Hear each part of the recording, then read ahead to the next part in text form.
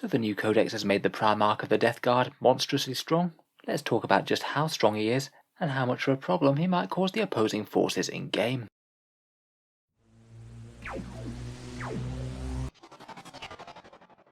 Hello and welcome back to Auspex Tactics, where following the full rules of the Death Guard Codex that we saw the other day, I thought we'd take a double take and look at Mortarion, who might just be some of the best 490 points you ever spent in a Chaos army. In the video we'll talk over his stat line and abilities, his absolutely ludicrous damage output and durability, his options with psychic powers and warlord traits, and any other ways to get more out of him, and how I would use him in game.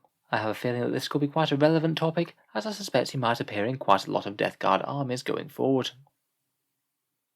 So Mortarion in the new Death Guard Codex is a Lord of War. He's 490 points or 25 power. As is not unexpected for such a high points cost and a Primarch, he's got a very respectable stat line, movement of 12 inches, weapon skill and ballistic skill 2+, strength and toughness of 8, 18 wounds, 7 attacks, leadership 10 and a 3+ save. Compared with his old incarnation, he is just massively tougher and harder to remove from the board. Going from toughness 7 to 8 is a really big deal, meaning that only true anti-tank weapons are really going to be all that effective against him. His warlord trait allows him to retain that 5+ feel no pain type save, where virtually the entire Death Guard Codex lost it. And of course he benefits from the new disgustingly resilient special rule, meaning he's -1 damage. Basically compared with the last decks, he's gained toughness 8 from toughness 7 and -1 damage on already a fairly durable model. I think his main weakness in previous editions was the fact that he could be gunned off the board in one turn.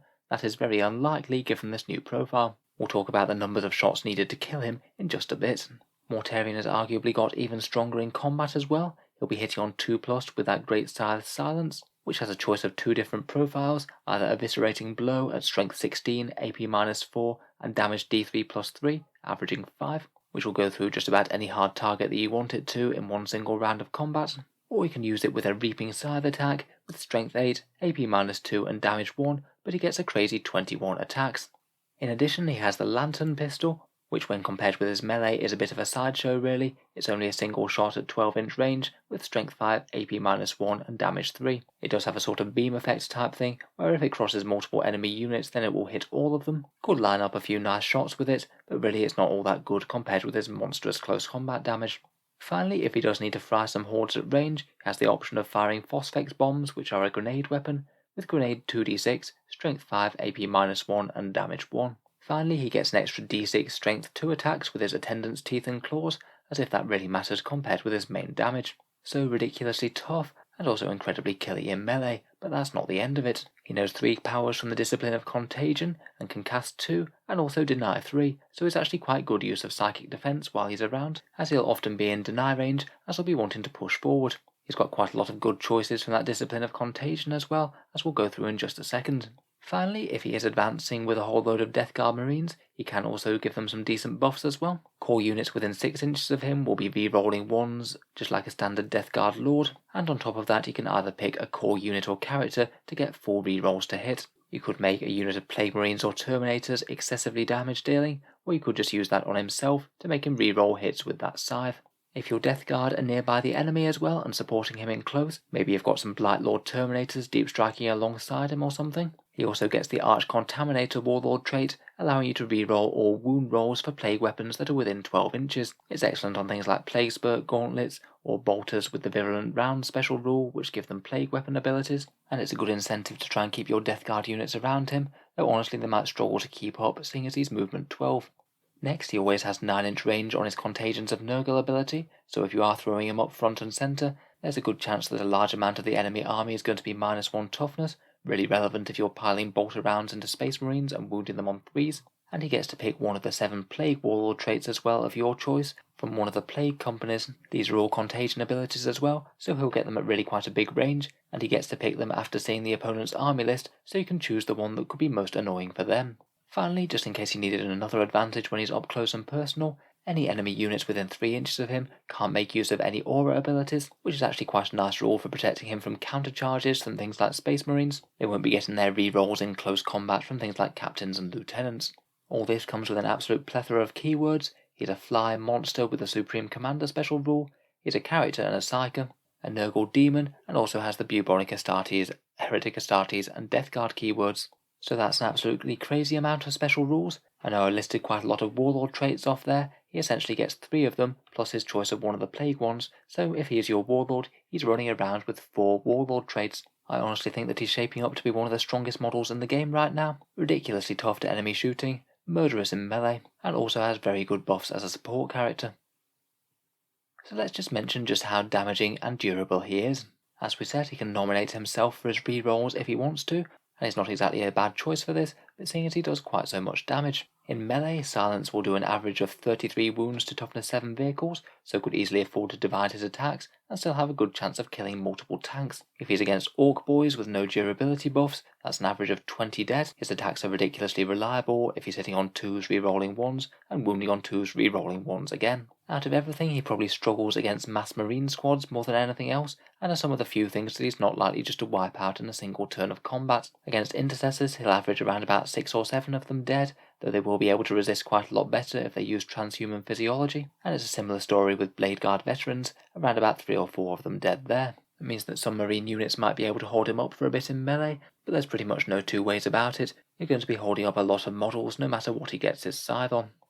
In terms of his toughness and durability though, the numbers get even more ludicrous. If we're assuming he doesn't have Miasma of Pestilence and gets shot by these weapons at Ballistic Skill 3+, this is how many shots you'd need to kill him. Crazily over 700 bolter shots, which an entire list is going to struggle to do.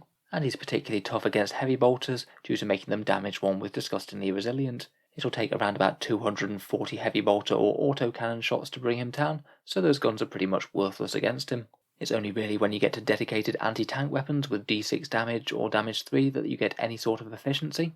He'll take 58 missile launchers to bring down, 43 las cannons, or even if you get a whole load of eradicators in melter range of him, it'll still take 34 shots of them to bring him down with melters.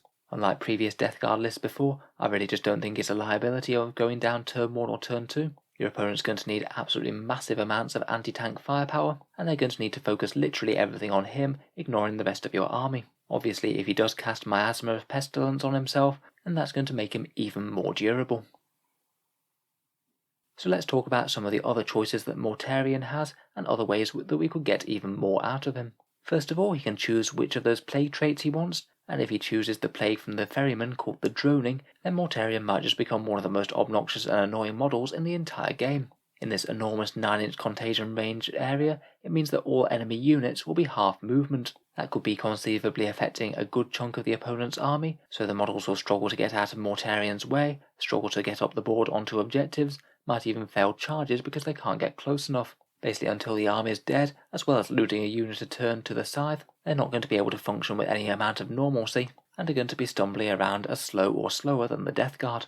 I would say that that's going to be the trait that's going to be run with him 90% of the time, though if you're wanting to experiment and try out some of the others for more fun options, you can get a lot of mortal wounds out of the Shamble Rot trait from the Harbingers, and if you're going for a bit more of a combined arms approach with Mortarion rushing forward and your units shooting the things around him, they'll all be at -1 toughness, and they could have extra AP or automatic wounds on 6s with the buffs from the Inexorable or the Wretched's Plagues.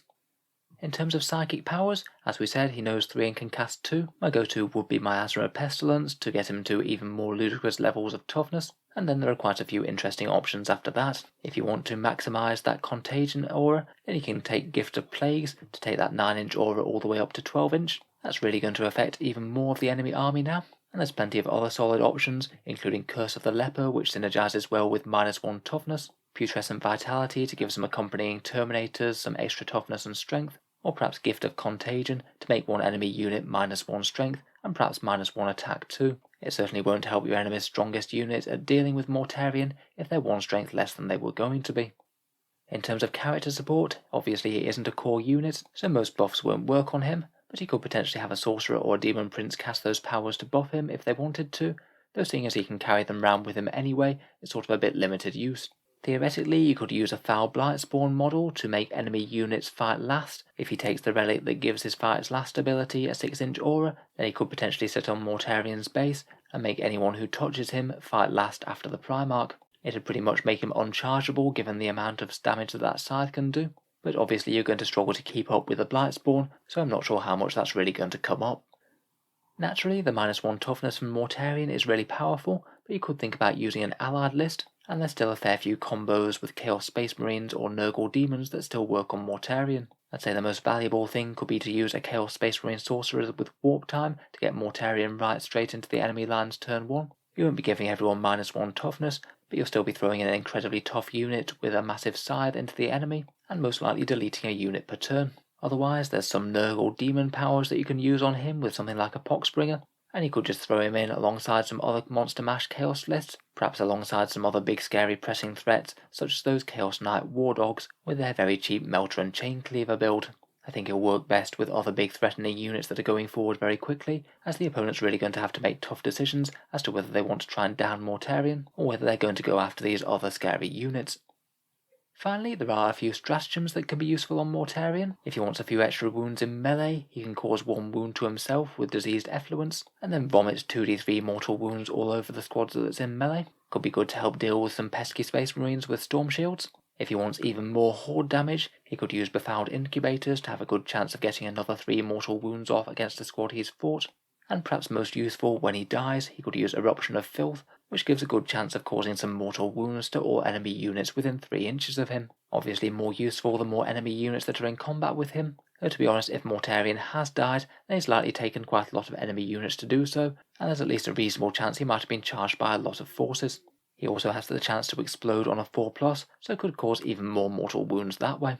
Finally, the usual things such as command rerolls to make sure he makes those charges, or interrupting in melee for 2 CP, could be more useful than any specific Death Guard stratagems.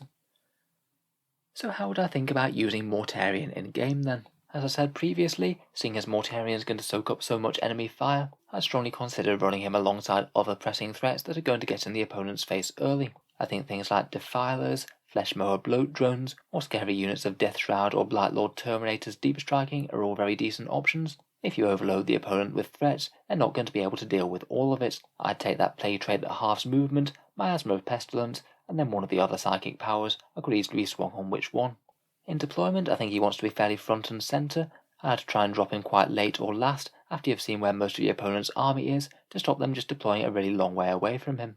If the enemy's got some really powerful short-ranged anti-tanks such as Eradicators, you could think about deploying just out of range of them for turn 1. If they're the only way that the enemy's got to deal with him, then robbing them of a whole turn of shooting could be really powerful, and maybe make sure Mortarion lives right to the end of the game. He is 18 wounds, so you can't use obscuring terrain to hide him, though you can be quite free in positioning him behind certain terrain features, as he can just use fly to jump over things. From there, seeing as he costs 490 points, he really needs to get stuck in and make himself worth it, so you can't afford to be too careful and precious with him. He wants to be deleting a unit every turn. When moving forward, I'd strongly consider advancing turn 1 if he's not going to be able to make a charge. Trying to get a few more units in contagion range is a good idea, and if he can get enemy units in contagion range and moving very slowly from turn 1, then that's going to really annoy them. Parking on an objective turn 1 is going to be a good idea, as with Heroic Intervention, the opponent's going to be quite brave indeed if they want to try and move up and take it off him. I'd not think too hard about the Lantern when I'm positioning him. I'd treat that as a nice opportunistic, nice to have type weapon, and really focus on getting the most out of him in melee. Its damage just doesn't really compare with what Silence can do, and I wouldn't be trying to spear multiple units if it's going to make your charge harder. I'd aim to cast Miasma of Pestilence on him turn 1, and some other helpful spell. Obviously, if your opponent's moved up turn 1 and you can get a first turn charge in, it's generally going to be a good idea to do so. When you charge, I'd certainly try and make absolutely maximal use of the charge and fight phase movement, use those 3-inch pile-in and consolidations, and try and tie up enemy units afterwards. You can afford to be a bit more brave with him, just because of how ridiculously tough he is. Even fairly fighty characters might really struggle to make a dent in him, and you might gain a lot of value from tying them up and preventing them from charging your other things. Each turn I'd aim to delete an important enemy unit, tie up another, and keep him fairly central within your opponent's army, giving out -1 toughness and movement penalties to everyone. If he's nearing death, then that's exactly where he wants to be. He's got a good chance of dousing everyone in mortal wounds with a putrescent explosion, and he can use that stratagem for even more mortal wounds if the enemy does mass charge him in melee. Overall, I think that Mortarion might just have become one of the strongest units in 40k right now. In a one-on-one fight versus near any unit, he's going to come out on top. He can happily tangle with the fightiest things around, including Imperial Knights, and is not going to go away easily, even if your opponent has tons of anti-tank fire. I would say that perhaps the thing that most tips him over the edge is that contagion that gives everyone half movement. I think that's going to be a problem, just because one expensive model can absolutely mess with the entire way any army works. Perhaps one of the only models that's got a good chance of beating him out very quickly is the Nightbringer. He seems pretty much ideal to take Mortarion on, ignoring immoral saves and his feel no pain, and also not being able to be killed in one turn with silence. I guess the Necrons have got a good answer with their own scary guy with a scythe. For everyone else, it's going to be either stay away from him, stall him with very tough units, or aim for the kill with enormous amounts of anti-tank firepower and focusing your entire army on him. Either way, it's likely going to be a win for the Death Guard. You'll either be killing units or soaking up tons of fire. So let me know what you think down in the comments below. I think that he's looking really good, and I'm sure we'll be seeing him on the table in competitive lists. If you've enjoyed the video, feel free to subscribe to Auspex Tactics. We'll certainly be hoping to keep a few Death Guard videos coming over the next few weeks, so let me know what you'd like to see next. Finally, if you have been enjoying the videos recently, and you'd like to help support the channel, I'd just like to mention that I do have a Patreon page which you can find down in the video description below. Making all these videos does take a fair amount of time, so if you are enjoying regularly, any support is massively appreciated. Channel patrons do get a fair few advantages, such as seeing certain videos early, regular votes to see what sort of things comes next on the channel, and automatic entry into the channel's prize giveaway with a chance to win big model kits. If any of that sounds good to you, or you'd just like to help support the channel, then the link is down in the video description below. In any case, a massive thank you for listening, and I'll hope to see you guys next time.